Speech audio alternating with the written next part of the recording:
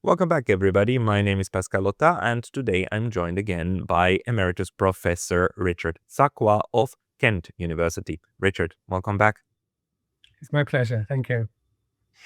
It's great that you're coming online, and you wrote a new book, which we actually want is going to be the topic of our discussion. You wrote and this piece, not this piece, this entire volume here, and you're discussing the Russo-Ukrainian War, Follies of Empire. And if I'm not mistaken, it's either out now or coming out in just a couple of weeks. It's actually formally coming out the 24th of March, so just over a week away.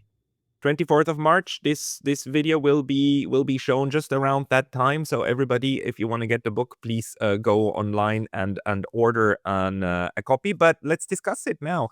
Richard, what are the main arguments that you're making there? What kind of follies are we seeing in the war? Yeah, the subtitle "Follies of Empire" is a reference to Barbara Tuchman's magnificent book, which is called with a similar title, which initially I was going to use, "The March of Folly Redux Repeated." And her book, I mean, she did marvelous work, as you know, The Guns of August on the First World War, but she also did this book on the March of Folly, which is about the all the way from the Peloponnesian War to the Vietnam War, covering American War of Independence and other things in between. And what she does, she defines what folly is. And a folly is when, for example, the Greeks against Sparta, when you have, classic, what Graham Allison has talked about, the Thucydides trap. But no, the sense that you start a war, which then ultimately has effect when you had choices, but in which ultimately you destroy yourself, just as Athens ultimately was weakened and ultimately lost the Peloponnesian War, and the United States lost the Vietnam War, and the British lost the War of Independence in the United States. And she defines it. I won't go into all the detail now, but very finally, what a folly means.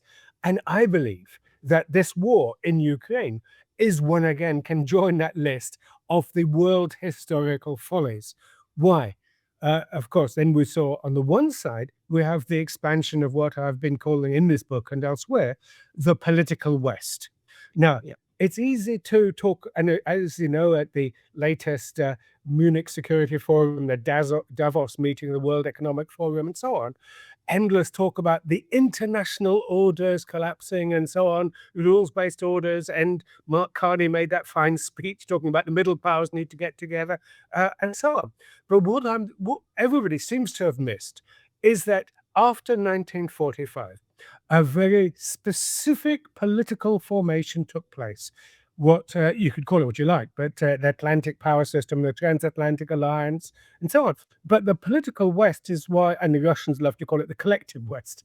But what I want to say is that this political West, first of all, it repudiated and challenged some of those traditional elements of the West, all the way back from the beginning, the origins of something definable as the West, obviously the Judeo-Christian culture, the Romano or Greco-Romano tradition and Babylonian elements and so on. And then, of course, you've got the 500 years of the imperial West, the West expanding, colonialism, the sort of East Asia where we are, of course, quite famously, 1853, the black ships came to Edo and forced open what had been for 250 years a closed system. But all these are parts of the West. And, at the moment in the West, in the West, we're having this huge debate about the West, the decline of the West. And we've got all these overtones of Spengler and Arnold Toynbee and all of that. All of that is part of it.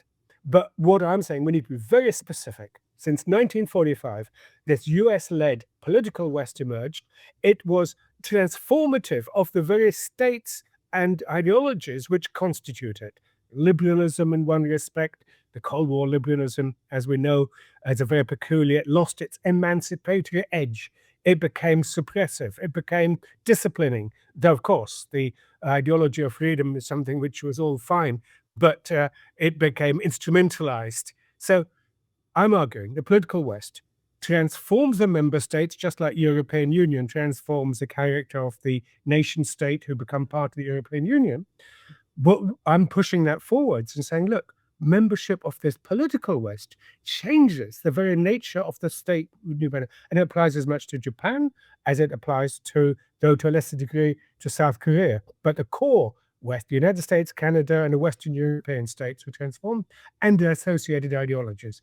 Anyway, after this was established after 1945 as a world order.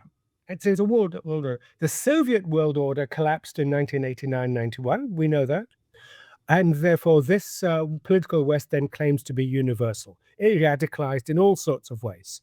And ideologically, in end of history ideology, Hegelian, the Kantian human rights agenda, the Hobbesian imperial element of suppressing alternatives, all sorts of elements take place within it.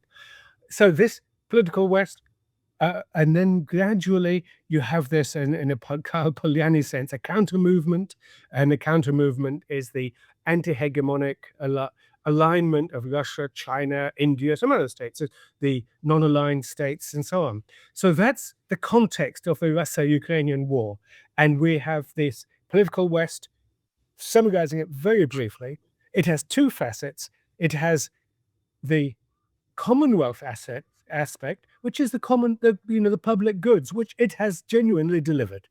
Open trade, whether you like it or not, of course, with all of them contestable. Free trade, the alleged commitment to the positive goods of freedom, and so on, and they were there. But the other side of this political West is the imperial West, hence Follies of Empire, and that's our. So that's the political West after 1999. It expands, and that's the context in which any debate about NATO enlargement, EU enlargement needs to take place. But it does entail the association that the European Union's enlargement to the east was in a similar style to that of NATO in an ideological and meta-ideological sense. It was the expansion of this Western political formation. And of course, then it meets ultimately the resistance of Russia, just as it will in Asia, of China, and some other countries. On the other side, of course, you have Russia, and they'd say, look, you're just blaming the West here. What's the political West? What about the other follies, the Russian follies? And of course, again, the mismanagement in some ways of relations with its neighbors. There's also the you could also say Russia has this Commonwealth aspect as well, post-communist Russia. And also, there are articulated by, in particular, the LDPR, Zhirinovsky, when he was alive, of this sort of imperial attitude, which is definitely there, though combined with this Commonwealth aspect to try to establish a post-Soviet community of through the Eurasian Economic Union, one way or another. Of course, it's failed as well. But then these two, projects, if you like, combine in conflict over Ukraine. So that's the context. Sorry to go on so long, but that's why the Follies of Empire. Then, of course, we could look at the more detailed aspects. Hey, very brief intermission because I was recently banned from YouTube, and although I'm back, this can happen anytime again. So please consider subscribing not only here, but to my mailing list on Substack. That's pascalotta.substack.com. The link's going to be in the description below. And now back to the video. Yeah, and we should. Especially the role now of the Ukraine war, and the book itself is still called, the Russo-Ukrainian War, but within the book, of course, you go into the proxy war aspect of the entire thing, which is why, the Russo-Ukrainian War is really a war between Russia, or it's a contest between Russia and the political West, as you call it. And I think actually political West is a better expression than collective West. It kind of captures more of the essence of what this kind of group approach to international relations is about. Of course, again, as you pointed out, it goes back way further, like 500 years of basically European expansionism around the globe, with all of the colonial crimes done in the process. But the post-45 version of this collective approach of several countries has this very distinct flavor, especially after 89, 90, that it really led to a collectivization of the decision making. and what we are seeing at the moment, the vassalization of Europe under the wishes of the the imperial core. Can you maybe speak a little bit to that, and where you see the Russia-Ukrainian war impacting then the entire system? Yeah, indeed. We had until 1989-91. Paradoxically, in the first Cold War, you had a more dynamic relationship between the various wings of that political West. Surprisingly enough, where you'd have thought after the end of the first Cold War, we don't need NATO and we could move beyond that bloc politics. Instead, bloc politics was consolidated. You have less it consolidated internally and expanded externally. And in some ways, it became a more far-reaching and, if I can use the word, insidious body in the way that it intensified vassalage, if you like, of its members and harnessed them to the purposes of the US imperial aspect of the political West. For example, the 2003 invasion of Iraq, you had countries opposing it. And today, and after Libya, they didn't. And now, of course, you have almost this whole disciplining mechanism is more intense now. The European Union, of course, has totally failed to deal with the Kaya Kallas, as you know, earlier this week, as we're talking, she addressed 140 European Union ambassadors, and she spent over 2/3 of the time talking about Russia at the time in which you have genocide in Gaza and you have the worst war, not just in the Middle East, but in a sense, the most threatening war since 1945, which could spin out of control in all sorts of directions. And the European Union's utter failure to condemn what's going on in Gaza and to have any action, and of course over Iran. So bloc politics is intensifying. Of course, it's intensifying just before the whole thing unravels, which is where we're heading next. And just 1 second, again, in comparison to the First Cold War, as you previously called it, we during the First Cold War we had Ostpolitik with Willy Brandt in Germany. We had Olaf Palme. We had people like De Gaulle. Forget that. De Gaulle. We had people who were not in line with Washington's wishes. And that was the bloc politic. It was actually a negotiated bloc politic. And that negotiation has completely left the scene. And anyone with eyes to see understands that, who is the prime fiddle among the cacophony in Brussels, right? Yes. So then how did that, how did that happen? And B, the folly that is the Ukraine war, the proxy war. I mean, how do you see that impacting the entire system? And maybe third question, why was Russia never let in? Russia actually asked to join and they were not let in. So they never tried to domesticate Russia in the same way that the rest was domesticated.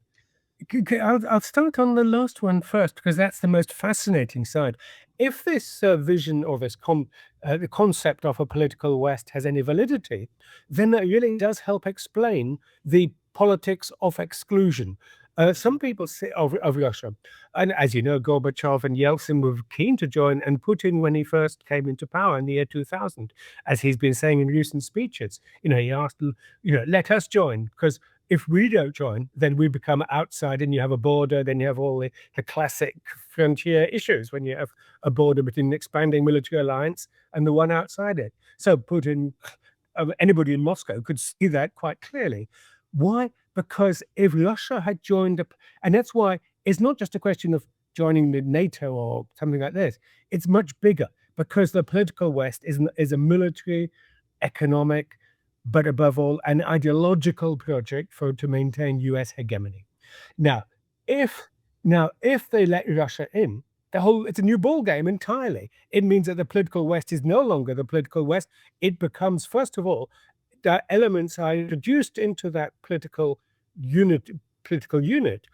First of all, on many things, but one of them is a pan-continental Europeanism comes in. So then you have a totally different logic to this Atlantic-based system to a European. And then you have all of us as invidious Europeans who'll start saying, or neo-Gaullist ideas about autonomy and so on. And, why does Washington need that? So Russia would immediately, manifestly and multitudinously increase the power of this European dimension with huge, it's not just economic resources, the oil, the gas and iron ore and all the rest, but also the huge intellectual potential.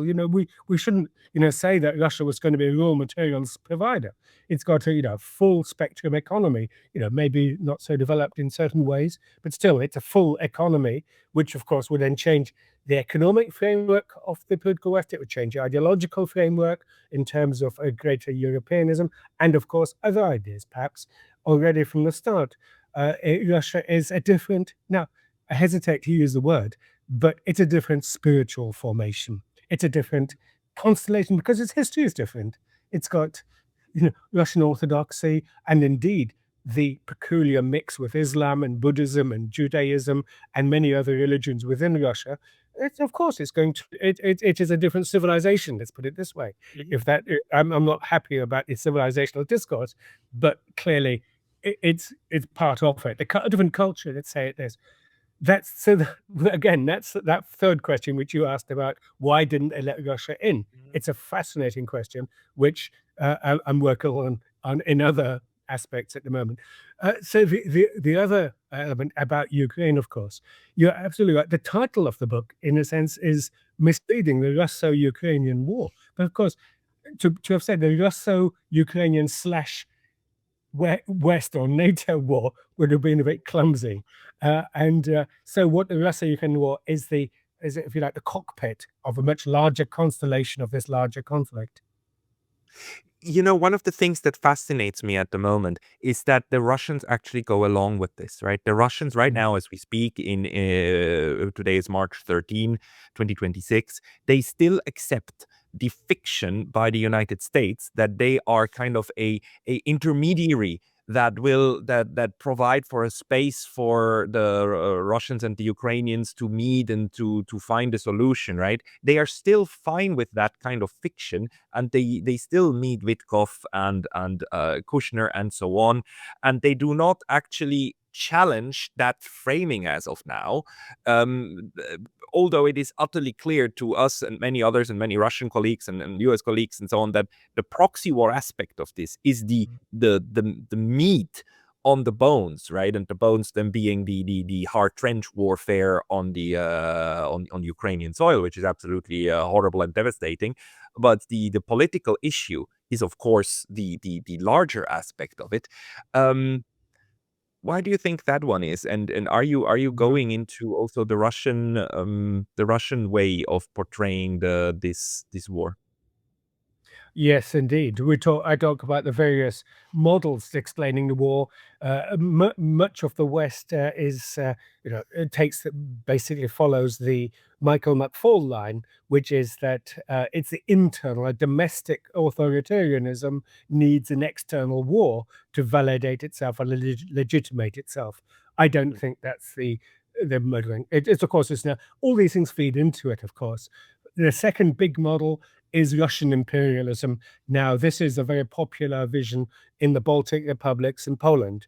And of course, the United Kingdom, for some strange reason, even at the other end of the continent, who regards this as just simply traditional Russian imperial expansionism and a land grab, which is bizarre because if it really was a land grab, why didn't they annex the Donbass republics any time after 2014, 2015, those bits of it?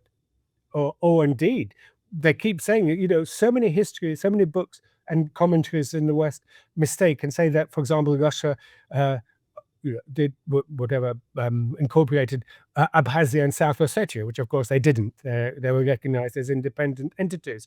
Again, a tragedy in its own thing, which isn't our subject today. So I dismiss the second model of explaining it, and I really do go to the very simple, the classic, and I've said this for 30 years, that it's a security issue. When I was speaking in London in the Ministry of Defence, when they used to invite me to the Ministry of Defence and the Foreign and Commonwealth Office, I kept asking this question to our officials making policy. I'd ask them, what in your view are Russia's legitimate security interests, which would then What did they answer you? They never did. That was the thing. They never answered it. So the default position was, even asking this question is, if you like, a Moscow question. Insane, of course, a Moscow talking point. And no, in other words, the bottom line is Russia had no legitimate security interest, and a nihilism, a negationism, which generates all sorts of conflict potential, which exploded, as one would expect, over Ukraine. Uh, I just want to say one other point, which I've now also lost on all of this, but to say that, an associated point about legitimate security. So indeed, it's a security model, which, of course, as it goes off, it then transcends, of course, now this logic, this war, Russia-Ukrainian war, together now with the war in the Middle East and so on. We're witnessing a transformation of international politics. And just to say, it's the end of this 80-year period since the end of the Second World War, because we talk about world order, the political West on the one side, the anti-hegemonic alignment with Russia-China, another model of world order on the other side.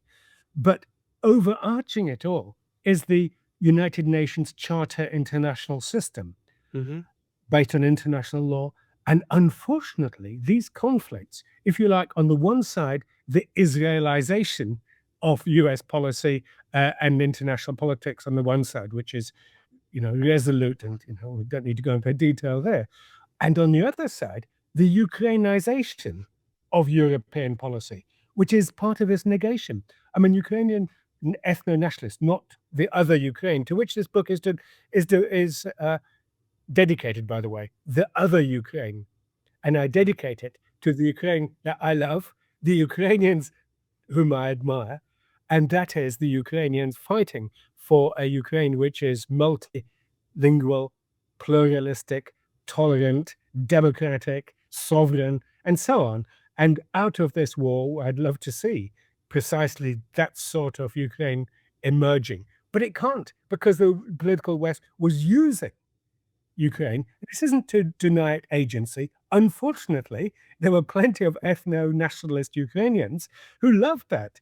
And of course, as you know, the US Embassy in Kiev at one stage had 700 staff members. It's like the Saigon Embassy during the Vietnam War, where basically they were running the war. And since the 1990s, the US Embassy in Kiev was working might and main for all those years to separate and make sure that Ukraine did not align with Russia, and to ensure that it was part of this larger sphere of interest. Let's use the old-fashioned geopolitical term. And so Russia then, if that was the case, it did not have a sphere of security, which is this interesting debate we've been having for some time now. Yeah, the sphere of security idea was launched a while ago by Jeffrey Sachs, and he discussed it also. No, it's in my book well before that, and others. Okay, you get it. If you said it before Sachs, then you get you get the credit for it, because actually Sachs was asking Mearsheimer, do you know anyone who framed it in this way? Mearsheimer said, I don't know. But that means we found the man who said it first, Richard Sakwa. No, because the sphere of security is very, very important if you think about it in overlapping circles, right? And everybody actually needs a certain reassurance that no threat will emanate from its direct borders, which is why I work so hard on neutrality, because it's exactly the kind of concept that then allows that to happen. And we know that neutrality almost solved the entire problem first when it was first instilled in 1991, 93 in the Ukrainian 95 in the Ukrainian constitution, and then again in 2022 when it was the linchpin of the demands of the Russians in order to stop the initial assault, right? And we know that for sure today, and unfortunately this was rejected by the political West that said, no, we're going to fight it out and we're going to win, and they don't have any legitimate security concerns. I wanted to go somewhere with this one, but the point maybe being that the what we need to understand is how the political West then managed to get into this mindset that it can steamroll over Russia and everybody else. And yes, the thing of these wars of choice. I mean, the war in Iran is very easy to show how it is a war of choice of the United States and Israel, because they attacked. They had many other options. There was really no necessity. They were not. This was not a provoked war at all from the Iranian side. Whereas on the other side, with the Ukraine war, of course, it was highly provoked, and it was built up over a long time. This kind of goading the Russians into actually invading. But it's also, I view it also as a war of choice in the end. And especially choosing Ukraine as the battleground, because let's be honest, for 4 years they kept saying like, oh, you will be a member of NATO one day. You could have made them a NATO member any point in time, but you didn't. Which means that you chose this place to be the one where you fight the war instead of having an all-out war, right? So can you maybe, do you have some thought about this in the book? Absolutely. So, in terms of Ukrainian neutrality, it was in the Declaration of State Sovereignty all the way back in 1990, and then, as you say, in the Constitution, and indeed all the way things. But you're right. The mindset, you used the term mindset of the West, which is absolutely right. That in the political West isn't just a geopolitical formation; it's an ideological formation. And after the end of the First Cold War, and the collapse of the Soviet Union. And I described some of this in my book, The Culture of the Second Cold War. The political West becomes hermetic. It cannot dialogue and debate with anybody outside of it. It becomes rebarbative. It becomes insulated. You say, when as I said, I'd go to these officials and say, what in your view are Russians' legitimate security interests? And met always with silence. Never actually got, and in Chatham House, I kept asking this question, never got an answer, because it's closed. This is a question they cannot answer. The solipsistic security mind. Yeah. Yes, it's exactly that. Totally self-enclosed, only self-referential, and of course self-aggrandizing in so doing. So that is right, and it's hermetic, which does make, as you say, Ukraine a war of choice. But of course, it is also a choice that was made by a Ukrainian, particular strand of Ukrainian leadership. I'm always accused of saying, oh, you're denying Ukrainian agency. Unfortunately, I'm not. I'm doing the opposite. I'm saying that part of the Ukrainian political community was the architect of its own destruction, in the sense that it failed to understand exactly what you've just said, that for Ukraine to survive, and any country to survive, it needs to understand the security interests of its neighbor, Mexico or Canada, about the United States in the old days, and Russia's neighbors today. You say, oh, why do you prioritize Russia? Why didn't they give the Ukrainians the United Nations Security Council seat? At that point, you realize these people have lost connection with reality. Unfortunately, so much of that Ukrainian political community did lose connection with reality. I mean, I keep using this example.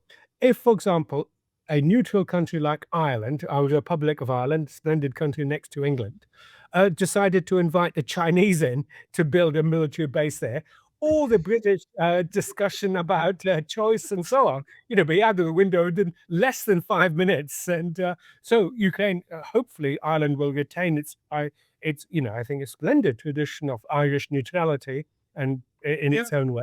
That's sensible. Why? And Ukraine, of course, no one is saying, then of course there's Finlandization becomes, which something you've obviously written a lot about, but Finlandization as a negative term. In some ways, that's a quasi-Finlandization of Ukraine. No, well, yes, in one sense, but internally do what you like. Simply respect the security concerns of a nuclear-powered neighbor. You don't like it, but God, as I said, so close to, as the Mexicans would say, so far from God and so close to the United States. Well, that's international politics. the term Finlandization, just for anyone listening, was always a propaganda term from the political West in order to discredit this kind of neutral approach of sovereign states, because they also didn't like it. Although the neutrality of Finland was always meant to create wiggle room toward the Soviet Union, which it did, the West also didn't like that, because it would be better to have a firm ally. And you see that kind of dynamic. We saw it playing out in Ukraine, how the destruction of Ukrainian neutrality, the systematic destruction, of course, most ardently in 2014 during the Maidan events, when the then elected president of Ukraine, Mr. Yanukovych, he's always portrayed in the West as being pro-Russian. He was not. He was pro-Ukrainian, but neutrality Ukraine. He was clearly part of that strain, and he was chased out of office and then replaced by the guild that in the end got rid of that neutrality article in the Ukrainian constitution after the Russian annexation of Crimea. So you can see how this tick for tat started playing, which is exactly the kind of idea when you make sure that this entity comes into your camp and you eradicate the mutually beneficial like spheres of security where you have in the overlapping areas buffer states. Yeah, you're absolutely right. That from the discrediting of the very concept, and of course, then you have willing agents within those countries. In Finland, it was, of course, the president today, Alexander Stubb, who's been fighting against this sort of neutrality or Yeah. balancing. And of course, just one other concept associated with that is multivectorism.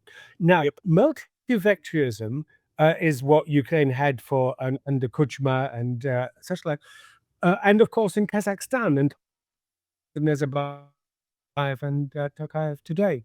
But multivectorism needs clever statesmen. Stefan managed it intelligently, Kirkunen and others, after the Second World War.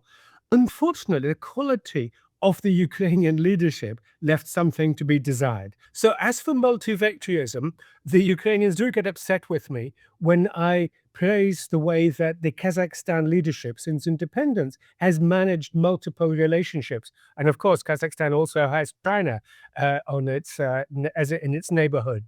What multivectorism means is indeed an intelligent foreign policy, which actually can be a positive vision of how to get benefit from your difficult geopolitical neighborhood, rather than playing it as a zero-sum game. The Ukrainians used it, if I may say so, and it's all the way from the beginning, Kravchuk, all the way through to the end, in an opportunistic manner, to see what they could get out of it, and it benefits by playing one side off against the other, which of course in the end you find everybody is using you rather than you using them.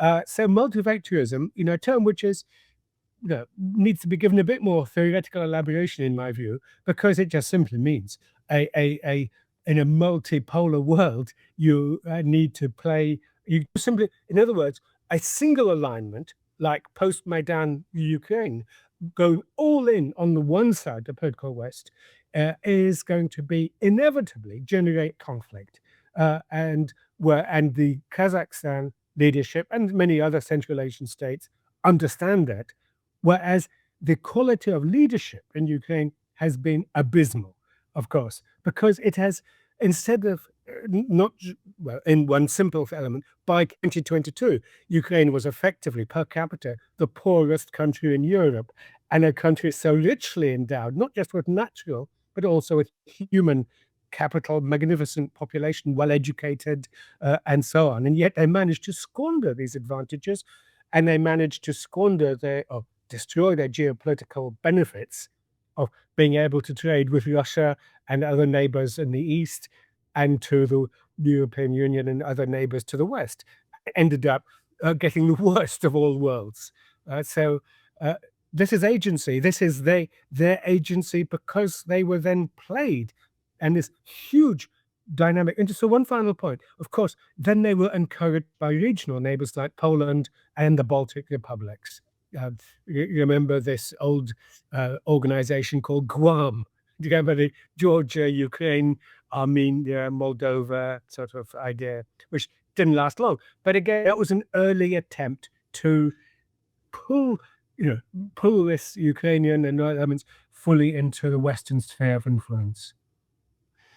Yeah, so basically what this shows us is again that if you let yourself be captured by one or the other side completely, then you will be used and abused for the purposes of the of that side. And Ukraine is probably the prime example. Of course, the current narrative publicly is that Ukraine is being abused by Russia, and it is only Russia that is to blame for the war. For 4 years now, this has been the mantra of the Europeans. This war can be ended today if Russia just stops it.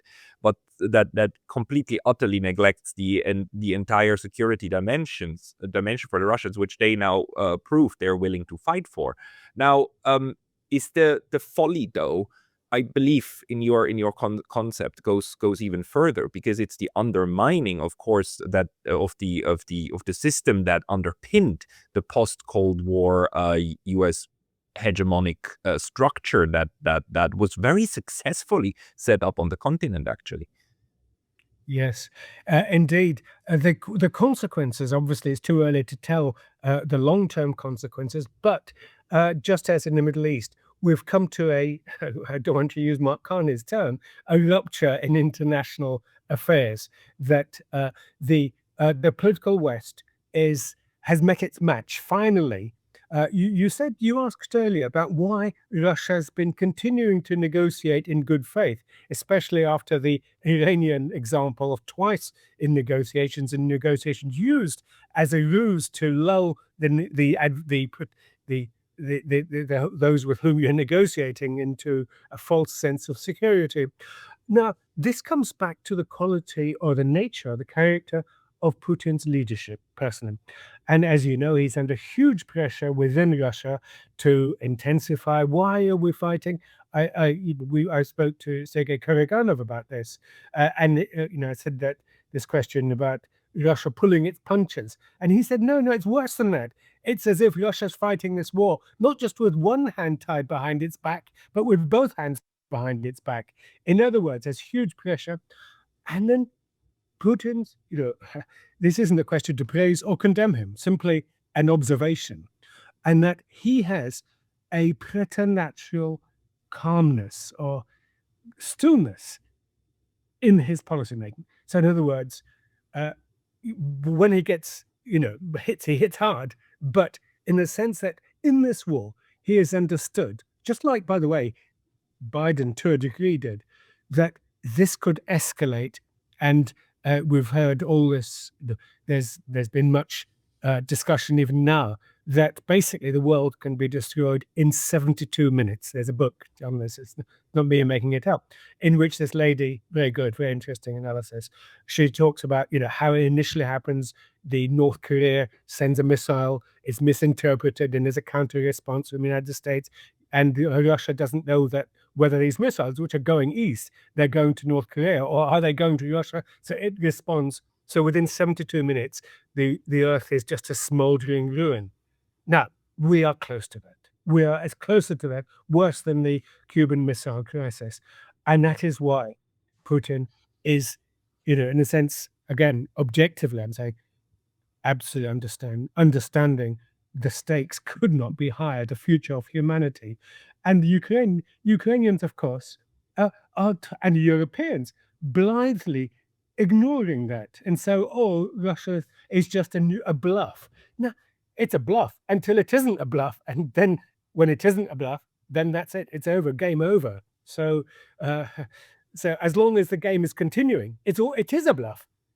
Because the bluff, when it's called, that's it. Yeah, it ceases being a bluff. But what you very importantly pointed out in this discussion, and I hope you have it also in the book, like this issue of the solipsistic mind, especially of the Europeans, that again we see this in action now for 2 years basically, right? That when they talk about negotiations, they negotiate with themselves. I think the epitome of that was the peace conference in Switzerland on the Bergenstock, where they had a peace conference without inviting Russia, without even inviting them. Although Russia said we wouldn't join even if you did, but let's leave that aside. They didn't invite Russia, so you pretend that you can have a serious negotiations and debate about peace without one of the three warfaring parties, which is really, and they continue doing that until this day when they negotiate or call negotiations. It's fascinating that it never actually occurs to them that you can't, this is doomed to not work. It's just fantastic to me. Yeah, it's utterly bizarre is that you negotiate with yourself. Now, Yeah. this is reflecting the long-term decline in diplomacy, in the practice of Western diplomacy. All it can do is talk with itself. And that's, of course, what the West has been doing. Is why I use the word hermetic. You use, I think, a very good word, solipsistic. It's hermetic, it's closed. It can't deal. So to involve the Russians in means you have to negotiate. That's why, in a sense, you have Kushner and Witkoff doing the negotiating now, because it's not really a negotiation or diplomacy. These are not diplomats. And of course, this is the coalition of the willing. It's a perfect example of that. The coalition of the killing, one could call it. The coalition of and it's a typical example, by the way, of the Keir Starmer approach to politics, a totally vacuous emptiness at the very heart of it. So yeah, so you talk with yourself, and you, more than that, the coalition of willing is actually saying things which Russia has, which is why Russia went to war in the first place, to avoid happening, which is Western troops in Ukraine. And it's also like this symptom, I think, of, let's say 500 years, but at least 200 years, of course, of complete utter Western dominance over the entire globe, where the end of wars were always negotiated among the victors, those who were clearly going to be the victors, right? Think of the Tehran conference, and then later on the conference, not Potsdam, but before that on Crimea. Yalta, Potsdam, yeah, Huh? Yalta. Yalta, Which yeah, the Yalta conference, which was, I think the Europeans still operate under the Yalta framework. Is like, no, we, the winners of the war, are now going to divide and structure the world, and then we will show that to the defeated nations, and they will have to implement because we can. And it's not working anymore. They still operate under that, but it's not what's actually happening. I interpret it a bit like that. It's a bit like the Congress of Berlin, even, where Yeah. 1884, but also the one before in 1878, where they carve up the world, basically. Yes. No, you're absolutely right. So it is. This is interesting. I talk about this political West as a very specific formation, but of course, this political West has reproduced patterns of behavior from the imperial West for the last 500 years. But what makes it even worse, of course, is that since 1945, under the aegis of the United Nations and what I call the Charter International System, we've had decolonization. We're now in Malaysia. It became independent in 1957. And so decolonization. And it's interesting that in the political West today, we have this endless talk of decolonizing the curriculum. I don't know whether you've had this in Japan, and all of that, which has been a type of echo, but in a strange sort of way. This decolonizing the curriculum, which has reinforced all sorts of patterns of authoritarianism and destruction of individual free thought in the political West itself. So it becomes another disciplinary technique. Now, it's a subject which I don't think we can get in here, but just to simply say that one thing I'm working on now is precisely this void, what I call in the next book, which is called Farewell to the West, by the way, which is an attempt to see to disaggregate the collapse and the collapse of this political West, but putting it into the context of the other Wests. But there is a constitutive void. In other words, the old social democracy is finished. The old-fashioned socialism, even our British old-fashioned, the best one nation Tory conservatism is exhausted. All the ideologies are exhausted, and instead it's therefore you have the so-called populism, which rushes to fill the vacuum, and other authoritarian techniques. So the And what you just said, the solipsistic European Union, is just another symptom of this void. Is that how can we would say, then why is it? And the usual answer would be, oh, the very low quality of the European leaders today. And that's undoubtedly the case, of course, exceptionally low. I mean, with the exception of Giorgio Meloni, who is actually quite smart and able leader, and so on. But that is not an adequate answer. It's part of it, but it's not adequate. There's something deeper going on. Yeah, kind of reminds me, of a deflated balloon. The whole thing's still there, but it's empty now. It's like, and it's still, for some reason, the balloon still believes it's this huge thing when the air is long gone. But because we are nearing the, I know I have to be mindful of your time. One more shout out to your book, right? The Russia-Ukrainian War, Follies of Empire. Is there one more thing that you would like to point out that we haven't discussed yet that is in the book and that people should get the book for in order to get further into it? Well, I spent quite a lot of time discussing the various peace proposals and the pathways to peace, which emerge, and what sort of constitutive framework we could have for that. Of course, we can commend Donald Trump for at least trying to find a way to peace, which is astonishing that the European Union, which began, calling me naive, as a peace project, so France and Germany could never go to war. Then people ask me, well, why didn't they do this with Russia after the end of the Cold War to establish this dynamic to make sure that Russia and the West could never go to war again?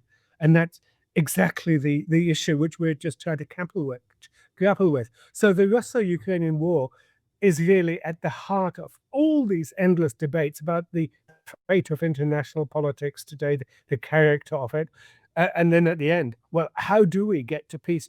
And at the end, we really do need to start thinking about a new politics of transcendence. By that, I mean, it's not my term, but simply the term of how to overcome the logic of conflict, the solipsism, and who are the interests, the institutions, the agents of this. Not the European Union, sadly. Clearly, under Ursula von der Leyen, is the European Union as a peace project salvageable? I'm not sure. But my bottom line is that ultimately the only institution in that framework is the Charter International System and the United Nations. And that, of course, it's now been totally marginalized by this war, marginalized by the Middle Eastern wars, discredited in part even. It's not working. But there are, as John Maynard Keynes would say, there are no ideas lying out in the street to be picked up and run forth. After the end of the Second World War, there were. We could learn from the mistakes of the League of Nations to build the United Nations. Huge flaws in it. Of course, the 5 permanent members today, we all know about UN reform and so on. But so to go on too long, but just say, at the heart of the United Nations, there's 2 types of committee, that is powers coming together for the common good. You have, of course, Great Power Committee from the Yalta Potsdam, the 5 permanent members, but also you have Federative or Democratic Committee, today 193 members of the United Nations. And I'd like to see the United Nations General Assembly. But of course, speaking more, and it's in the UN Charter, they could do. But of course, the West has been clever enough. And so they've got Annalena Baerbock, the former German foreign minister, virulent Russophobe, as now the chair of the United Nations General Assembly. When I saw this, so the political West has subordinated the United Nations to itself. Now we need to fight back. And I keep urging my Chinese and other colleagues to be more, and India and Malaysia, I know, to actually make this more autonomous. So that's where we need to go. Yeah, and there are a lot of discussions to be had. I will certainly also talk to Chinese colleagues very soon about why they didn't veto the last thing that came out from the Security Council condemning Iran, but that's, again, another discussion for another time. Everybody, when you watch this, the book, The Russo-Ukrainian War, Follies of Empire by Richard Sakwa will be available from March 24th, 2026. Please order yourself a copy. It's certainly worth the read. And Richard Sakwa, thank you very much for your time today. Thank you very much. Bye-bye.